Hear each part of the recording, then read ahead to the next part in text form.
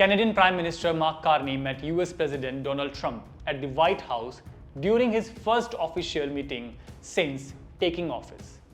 In a joint statement, Carney described Trump as a transformative president and credited him for helping bring peace between India and Pakistan. Canadian Prime Minister said Trump's diplomatic outreach played a role in easing long-standing tensions between the two neighbors.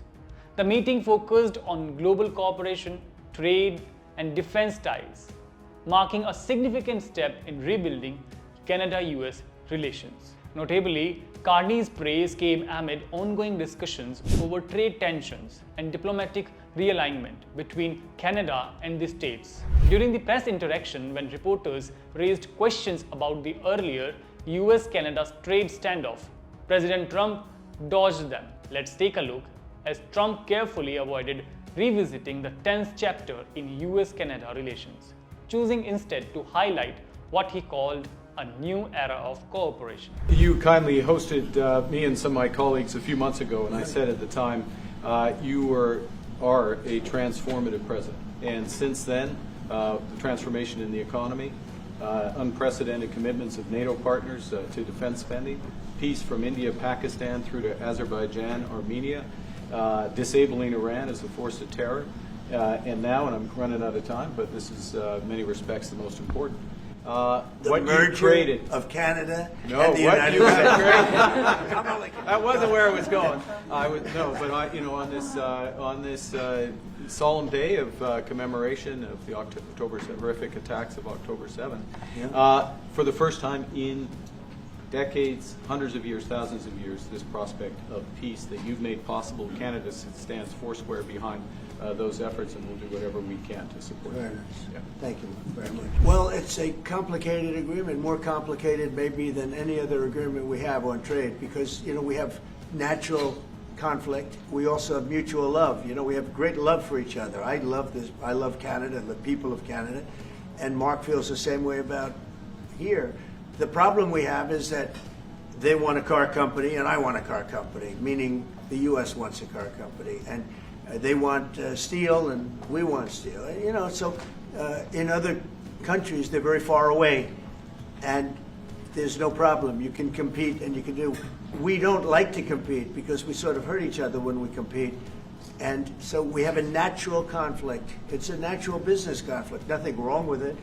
And I think we've come a long way over the last few months, actually, in terms of that relationship. So when it comes to trade, the United States was always giving everything.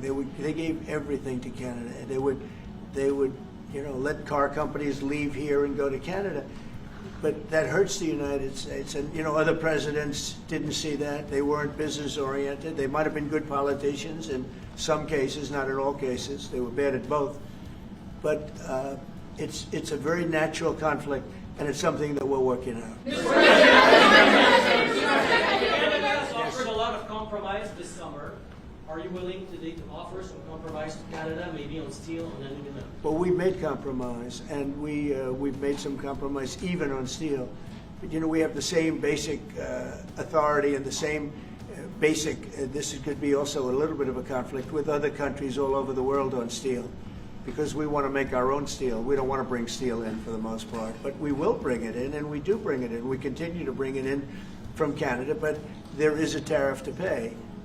And I think that would be a normal thing to say, but we've come a long way. I think, Howard, we can truly say. Do you want to make a comment on that? Well, I think the opportunity to work together, but as you've said, there's conflict. Why do we make cars in Canada? You've called that out, and you've addressed that. So there are places we should work together, and there are places that we have natural conflict. It's a tough situation because we want to make our cars here. At the same time, we want Canada to do well making cars. So we're working on formulas, and I think we'll get there. Canadians are refusing to go to the U.S. The numbers are down like 23% in the first 7 months of the year. What do you say to Canadians that don't want to go to the U.S. now because of your 51st state talk, because of the trade war, the tariffs, and the fear of also Look, I understand that, and Americans don't want to buy cars that are made in Canada.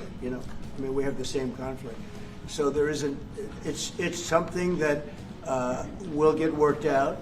There's still great love between the two countries, but American people want product here. They want to make it here. Detroit was emptied out and moved to Canada, moved to Mexico, moved to other places, not just Canada. And now they're all moving back. Both leaders discussed a shared agenda of stability and economic growth. Carney's remarks highlighted a new tone of partnership between Canada and US. As Trump's administration continues to project the foreign policy achievements, the White House described the meeting as productive and forward-looking. The visit concluded with a joint commitment to strengthen North American cooperation and support peace effort across key global regions. This is Samaksh Namdev, signing off with a reminder to stay always safe. Thank you for watching.